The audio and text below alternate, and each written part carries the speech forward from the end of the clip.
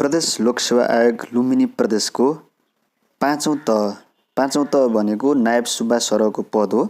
पाँचौँ तह सहायक स्तर पाँचौँ तह पदको पाठ्यक्रमसँग सम्बन्धित यस भिडियोमा मैले सम्पूर्ण जानकारी सरसर्ती तपाईँहरूले बुझ्ने हिसाबले छोटो समयमा सरसर्ती जानकारी लिएर आएको छु र यो पाठ्यक्रमको रूपरेखा भनेर सुरुमा राखिएको छ। यसमा भाग 1 मा लिखित परीक्षा छ भाग 1 मा र त्यसैगरी भाग 2 मा कम्प्युटर सिप परीक्षण र अन्तर्वार्ता भनेर राखिएको छ। भाग 2 भनेको अन्तिम चरण हो।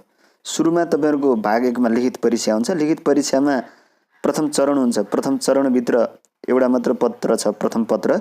प्रथम पत्र भनेको सामान्य ज्ञान र सामान्य बौद्धिक परीक्षण, यो जीके र आईक्यू हो।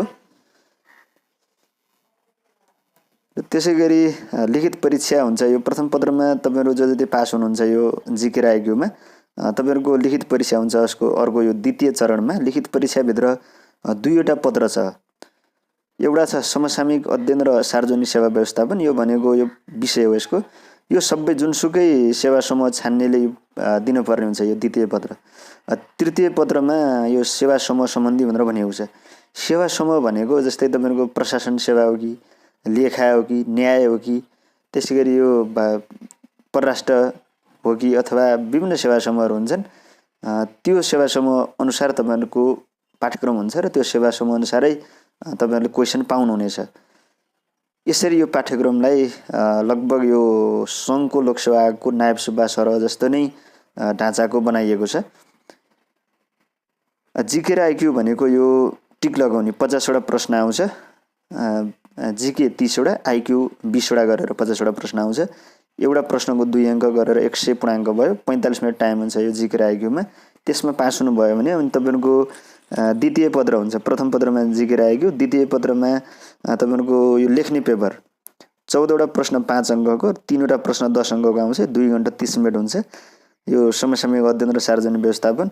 र त्यसैगरी तृतीय पत्रमा अब सेवा सम्बन्धी भनेको छ। यो पनि 14 वटा प्रश्न 5 अङ्कको र 3 वटा प्रश्न 10 अङ्कको आउँछ। 2 घण्टा 30 मिनेट टाइम हुन्छ र अन्तिममा तपाईहरुको सबैमा पास हुनुभयो भने कम्प्युटर सिप परीक्षण र अन्तर्वार्ता हुन्छ। अब यो पाठ्यक्रम भदौको 6 गते 2079 साल भदौ महिनाको 6 गतेदेखि लागू भएको नयाँ पाठ्यक्रम हो यो, भदौ महिनाको 6 गतेदेखि। त्यसैगरी अब यो जस्तै प्रथम पत्रको सामान्य ज्ञान र सामान्य बौद्धिक परीक्षण भनेको जीके र आईक्यूमा सामान्य ज्ञान जीके 30 वटा प्रश्न आउँछ, आईक्यू 20 वटा आउँछ।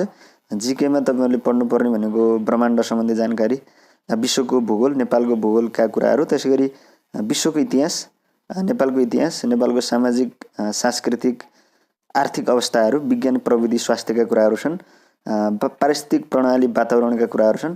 त्यसरी अन्तर्राष्ट्रिय सङ्घ संस्थाहरू सम्बन्ध भनेको जस्तै अब सार्कहरू, संयुक्त राष्ट्र सङ्घ, बिमस्टेक, यी कुराहरू पढ्नु पर्ने हुन्छ। र राष्ट्रिय अन्तर्राष्ट्रिय समसामयिक घटनाक्रमहरू पनि पढ्नु पर्ने हुन्छ जीके भित्र। र आईक्यूमा 20 वटा प्रश्न आउँछ। आईक्यूमा पनि लगभग यो संघको लोकसेवा आयोगको नायब सुब्बा खरिदारहरूको जस्तो नै लगभग नायब सुब्बाको जस्तो नै राखिएको छ।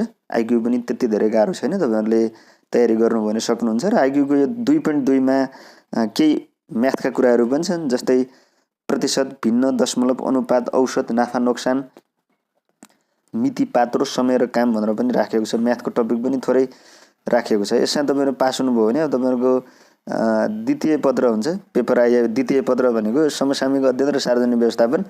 यसमा खण्ड एबीसी भनेर 3 वटा खण्ड छ। पत्र एउटै हो तर खण्ड भनेको जस्तै खण्ड क को यो 35 अङ्कको प्रश्न आउँछ। यसमा नेपालको भौगोलिक, सामाजिक र आर्थिक अवस्था भित्रका प्रश्नहरू आउँछन्। तर त्यसैगरी खण्ड ख मा 35 अङ्ककै प्रश्न आउँछ। यसभित्र संवैधानिक व्यवस्था र सरकार भनेको नेपालको संविधान, त्यसरी सूचनाका हक, विद्युतीय शासन, कानुनका कुराहरू तपाईहरुले पढ्नुपर्ने हुन्छ। र खण्ड ग मा 30 अङ्कको प्रश्न आउँछ। यसमा कार्यालय व्यवस्थापन, लेखा प्रणाली, त्यसैगरी संघीय निजामती सेवा, प्रदेश निजामती सेवा र स्थानीय सरकारी सेवा, सार्वजनिक सेवा प्रवाहका कुराहरू पढ्नु पर्यो। र यो द्वितीय चरण सकिएपछि अब तपाईहरुको तृतीय पत्र, यो द्वितीय पत्र सकियो। तृतीय पत्र आज भयो भने तृतीय पत्र भोलिपल्ट हुन्छ। लगातार तपाईहरुको हुन्छ, यसमा ग्याप हुँदैन। जीके र आईक्यू को एक्जाम दिइसकेपछि भने त्यो रिजल्ट नआउन्जेल ग्याप हुन्छ। रिजल्ट आएपछि पनि 10-15 दिन 20 दिन लाग्ला तपाईहरुको अर्को एक्जाम हुन। तर यो जुन चाहिँ लेख्ने पेपरवाला प्रश्नहरू छन्, द्वितीय पत्र र तृतीय पत्र, यो चाहिँ आज एउटा भयो भने भोलिपल्ट अर्को हुन्छ। यो तृतीय पत्रमा तपाईले कुन समूह छान्नुहुन्छ, सेवा समूह, जस्तै सामान्य प्रशासन समूह छान्नु भयो भने सामान्य प्रशासन समूहको जस्तै तपाईँहरूले प्रश्नावली भनेको कार्यालय सञ्चालन र सङ्गठनात्मक व्यवहारभित्र अब टिप्पणी दर्ता चलानी फाइलिङ अभिलेख व्यवस्थापन कुराहरू छन्। त्यसरी अर्को छ प्रशासन र व्यवस्थापनभित्र तपाईँहरूको विभिन्न सङ्गठन सार्वजनिक प्रशासन विभिन्न सङ्गठनहरू अख्तियार दुरुपयोग अनुसन्धान आयोग लोकसेवा आयोग महालेखा परीक्षक त्यसै मुख्यमन्त्री तथा मन्त्री परिषदको कार्यालय भनेको यो लुम्बिनी प्रदेशकै भयो। त्यो लुम्बिनी प्रदेश सरकार अन्तर्गतका मन्त्रालय प्रतिष्ठान विभाग कार्यालयहरूका कुराहरू छन्। त्यसै गरी अब तपाईँहरूको विभिन्न अब खण्ड सी भित्र तीसँगको प्रश्न आउँछ। यसभित्र कानुनहरू छन्। यो स्थानीय सरकार सञ्चालन ऐन सङ्घ प्रदेश र स्थानीय तह समन्वय र अन्तर्सम्बन्ध ऐन अन्तर सरकारी वित्त व्यवस्थापन ऐन प्रदेश सुशासन ऐन सार्वजनिक खरिद र नियमावली सूचनाको हक सम्बन्धी ऐन आर्थिक कार्यविधि तथा वित्तीय उत्तरदायित्व ऐन विपद जोखिम न्यूनीकरण तथा व्यवस्थापन ऐन सम्पत्ति शुद्धिकरणका कुराहरू छन्। प्रदेश सभा सचिवालयका कुराहरू छन्। यी कानुनहरू छन्। तर यीभित्र मुख्य अलि महत्त्वपूर्ण लागेका कुराहरू मात्रै पढ्ने हो। सबै कुराहरू पढ्नु पर्दैन। यो प्रशासनको लागि भयो। त्यसरी तपाईँहरूको लेखा समूह छान्नुभयो भने लेखा र आन्तरिक लेखा परीक्षण एउटै नै छ। लेखा अथवा आन्तरिक लेखा परीक्षण छान्नुभयो भने अब आर्थिक प्रशासनका कुराहरू पढ्नुपर्ने हुन्छ। लेखासम्मसँग सम्बन्धित कुराहरू नै तपाईँहरूले राजस्व लेखाका कुराहरू नै तपाईँहरूले पढ्नुपर्ने हुन्छ। र त्यसै गरी यसभित्र पनि लेखाका ऐन कानुनहरू लेखा परीक्षण ऐन आर्थिक कार्यविधि तथा वित्तीय उत्तरदायित्व ऐन आयकर ऐन त्यसै गरी मूल्यवृद्धि कर ऐनका कुराहरू जस्तै स्थानीय सरकार सञ्चालन ऐन यी ऐनका कुराहरू तपाईँहरूले पढ्नुपर्ने हुन्छ। यो लेखा र आन्तरिक लेखा परीक्षणको लागि भयो।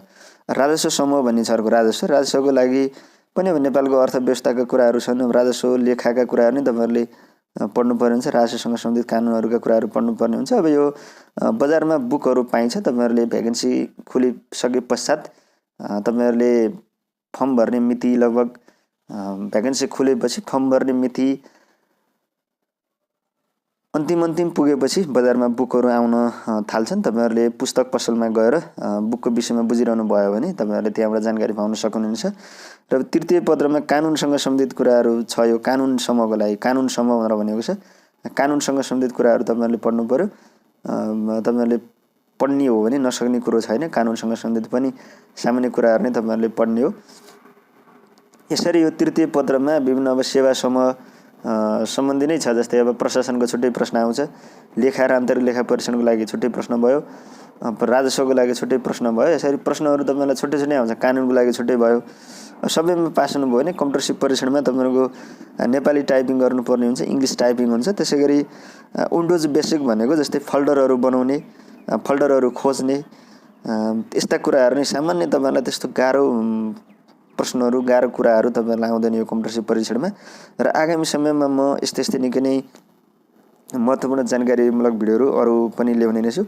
र त्यति दिनको लागि तपाईँहरूले GK IQ Loksewa plus YouTube channel subscribe गर्न बाँकी हुनुहुन्छ अहिलेसम्म पनि भने सब्सक्राइब गर्नुहोला। र सँगै रहेको घन्टी आकारको नोटिफिकेसन बेलमा क्लिक गरेर ALL अलमा पनि क्लिक गर्नुहोला। र यसभन्दा अगाडि नै निकै नै महत्त्वपूर्ण जानकारीमूलक भिडियोहरू अपलोड भइसकेका छन्। तपाईँहरूले GK IQ Loksewa plus YouTube च्यानलमा गएर ती भिडियोहरू पनि हेर्न सक्नुहुनेछ। हस्त धन्यवाद। नमस्कार।